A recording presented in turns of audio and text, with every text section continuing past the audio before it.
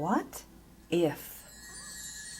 Cassandra left the house for the collectors' convention at 5:25 a.m., 25 minutes behind she and Margret's usual annual departure time. What will I do all day without Margret, she wondered after she arrived, got herself a cup of eye-opening coffee, and set about browsing. No, it didn't take long to realize the whole event just wasn't the same by herself. It seemed less festive. I wish you were here, friend. As soon as she thought it, she heard her mom say, "Wishing doesn't make it so." "Right," Cassandra mumbled out loud. She stopped dead in her tracks, shook her head, and made herself as tall as she could. "Stop wishing for stuff, Cassie, and just make something happen."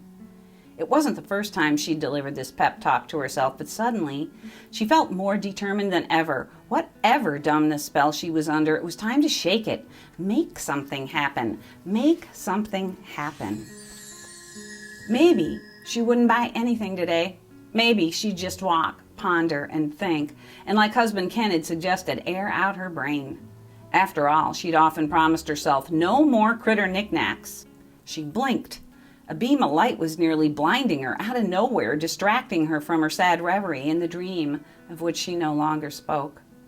The light's shimmering brightness even followed her for several footsteps, stopping her in her tracks. How can that be?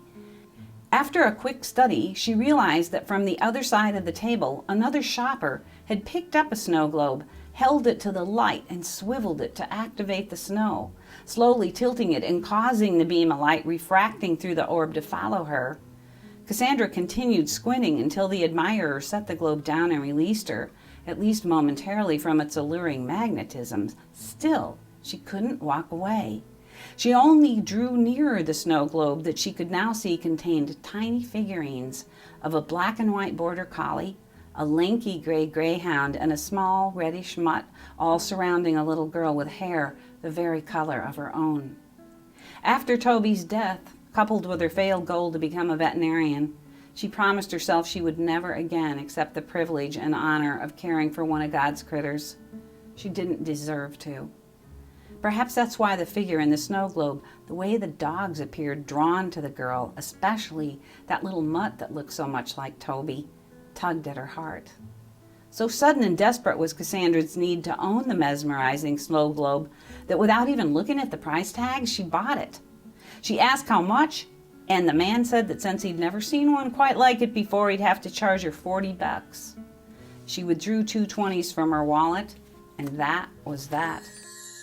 Why, even though the $40 was no skin off anyone's nose, did she still feel guilty for having spent so much on one globe? Guilt, my personal MO, she thought. All hail Our Lady of the No Wishing, Wanting Being, or Having. Nice job, Mom. The purchase of the snow globe sparks a series of unsettling memories that Cassandra tries to defeat by staying busy with her family, friends, and her home daycare business. But then a strange, Cassie deems it flurrious occurrence with the remarkable snow globe swirls Cassandra and the people she loves into a tumultuous yet grace-filled journey. Experience the laughter and the healing of second chances. Read Stray Affections.